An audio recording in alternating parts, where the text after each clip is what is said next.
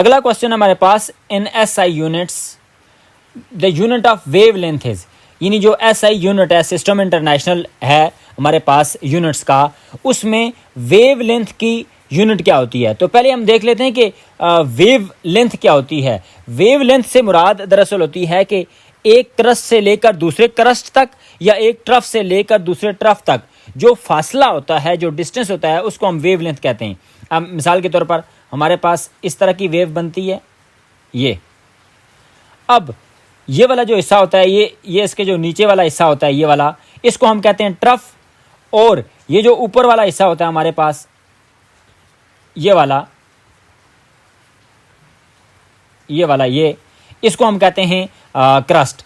तो एक क्रस्ट से लेकर दूसरे क्रस्ट तक, यानी यहां से लेकर हम कह सकते हैं कि यहां तक ये दूसरा क्रस्ट बन रहा है, यहां तक जो फासला है, या तो उसको हम कहेंगे वेवलेंथ, या क्योंकि एक ये वाली थी हमारे पास ट्रफ, तो यहाँ से लेकर यहाँ तक ये दूसरे वाला ट्रफ है, तो यहाँ तक ये जो फासला है इसको हम कहते हैं वेवलेंथ। और वेवलेंथ को हम लेमडा से शो करते हैं, यानी लेमडा से हम इस तरह उसको शो करते हैं।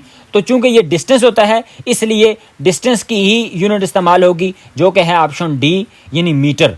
अब बाकी ऑप्शंस को देख लेते हैं। जो किलोग्राम होता है ये हमारे पास मैस की यूनिट होती है, एम्पेयर जो होता है ये हमारे पास करंट की यूनिट होती है, और न्यूटन हमारे पास फोर्स की यूनिट होती है। तो हमसे पूछा गया था कि वेवलेंथ की यूनिट क्या है, तो वो है ऑप्शन डी, मीटर। छठा सवाल है, bile help in fat digestion. Bile जो होती है ये फैट को हजम करने में मदद देती है, and is secreted by which one of the following organ. हमने बताना है कि जो बाइल है ये कौन से ऑर्गन से खारिज होती है।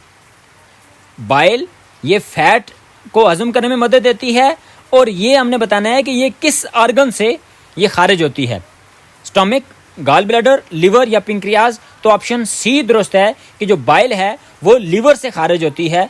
ये एक रतूबत होती है कि जो लिवर से खारिज होती है और फिर मैदे में जाती है और जाकर डाइजेशन का काम करती है। स्टमक के अंदर से भी एक रतूबत खारिज होती है जिसको हम गैस्ट्रिक जूस कहते हैं। गॉल ब्लैडर में बाइल स्टोर होती है, और पिंक्रियाज, इससे भी एक रतूबत खारिज होती है जिसको हम पिंक्रियाटिक जूस कहते हैं। यहाँ हमसे पूछा गया था कि बाइल कहाँ से खारिज होती है, तो उसका ऑप्शन है ऑप्शन सी, यानी लिवर से खारिज होती है।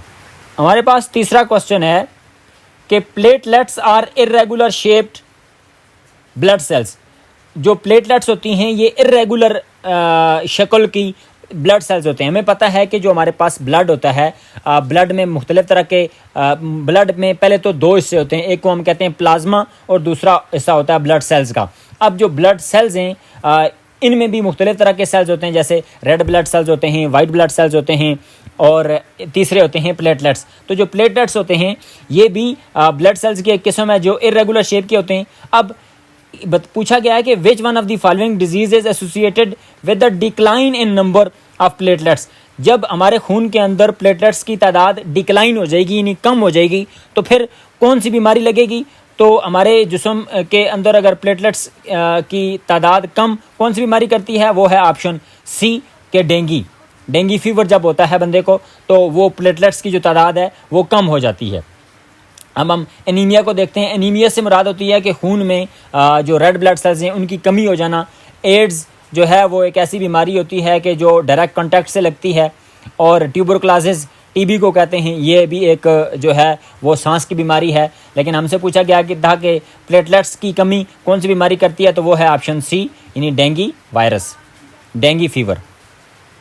अगला हमारे पास सवाल है, passive immunity involves receiving pre made antibodies to a disease.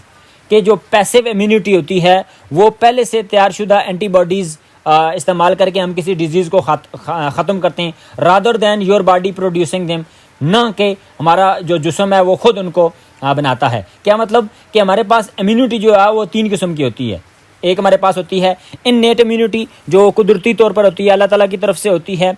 दूसरी होती है अडॉप्टिव इम्यूनिटी, जब बच्चा पैदा होता है और वो इस दुनिया में आता है तो अपने माहौल के मुताबिक जो है वो अपने जिस्म को डालना शुरू कर लेता है और ख़ुद ब खुद जो है वो उसके जिस्म के अंदर माहौल में पैदा होने वाले जरासीम के ख़िलाफ़ क़ुव्वत मुदाफ़अत पैदा हो जाती है, रेजिस्टेंस पैदा हो जाती है, इम्यूनिटी पैदा हो जाती है, उसको हम एडाप्टिव इम्यूनिटी कहते हैं। और तीसरी किस्म की इम्यूनिटी होती है हमारे पास पैसिव इम्यूनिटी। ये वो वाली इम्यूनिटी होती है कि जब ये हमारा जिस्म खुद पैदा नहीं करता, यानी पहली और दूसरी जो इम्यूनिटीज़ हैं वो तो हमारा जिस्म खुद पैदा करता है, लेकिन पैसिव खुद नहीं पैदा करता। वजह यह है कि ये जो बाहर से आने वाले जो बाज़ औक़ात इतनी सख्त किस्म के जरासीमों का हमला होता है कि वो हमारा जिस्म उनको बर्दाश्त नहीं कर सकता। मिसाल के तौर पर अगर किसी बंदे को सांप डस ले, तो अब सांप का जो जहर है, जो उसका वेनम है, वो बहुत ख़तरनाक हो जाता है और हमारे जो जिस्म के अंदर जो इम्यूनिटी सिस्टम है वो उसके ख़िलाफ़ क़ुव्वत मुदाफ़अत पैदा कर सकता है, लेकिन उसकी जो क़ुव्वत मुदाफ़अत है वो सांप के जहर के मुकाबले में बहुत कम होती है, तो मरने का ख़तरा होता है।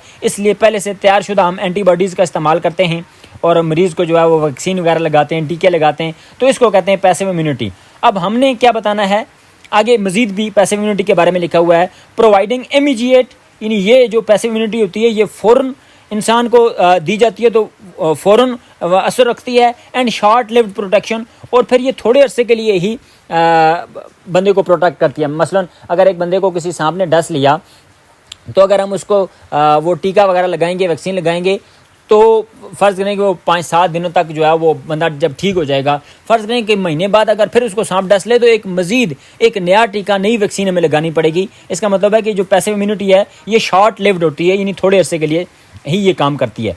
विच one of the following is a source of passive immunity before birth.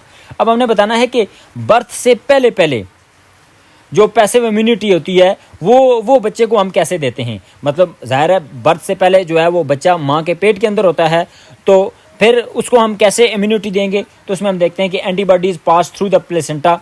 ये दुरुस्त ऑप्शन है कि जो माँ के अंदर जो प्लेसेंटा मौजूद होता है, प्लेसेंटा के ज़रिए ही उसको प्रोटीन्स और ख़ुराक और बाकी चीज़ें मिल रही होती हैं, तो प्लेसेंटा के ज़रिए ही बच्चे के जिस्म में एंटीबॉडीज़ को पास किया जाता है अल्लाह ताला की तरफ से, ताकि वो हर किस्म के जरासीम फैलाने वाले जरासीमों से या बीमारियों से महफूज रह सके। अब ऑप्शन बी देखें, the babies own immune system. अब जो बेबी का अपना इम्यून सिस्टम होता है वो तो बहुत कमज़ोर होता है, क्योंकि बच्चा तो अभी पैदा ही नहीं होता, अभी माँ के पेट के अंदर होता है।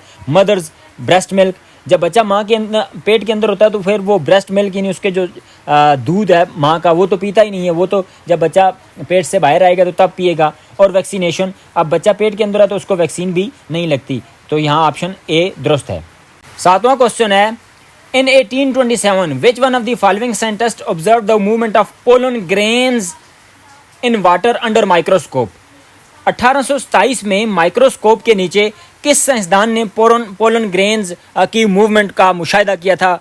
हमारे पास ऑप्शन है Robert Hooke, Robert Brown, Zacharias Janssen या रॉबर्ट विटेकर। तो इसमें ऑप्शन हमारे पास बी दुरुस्त है। रॉबर्ट ब्राउन ने ये 1827 में माइक्रोस्कोप के नीचे पानी के अंदर पोलन ग्रेन्स का मुशाहिदा किया था, option B. Which one of the following gas is released when zinc reacts with sulphuric acid? जब सल्फ्यूरिक एसिड के साथ जिंक रिएक्ट करता है तो फिर कौन सी गैस रिलीज होती है?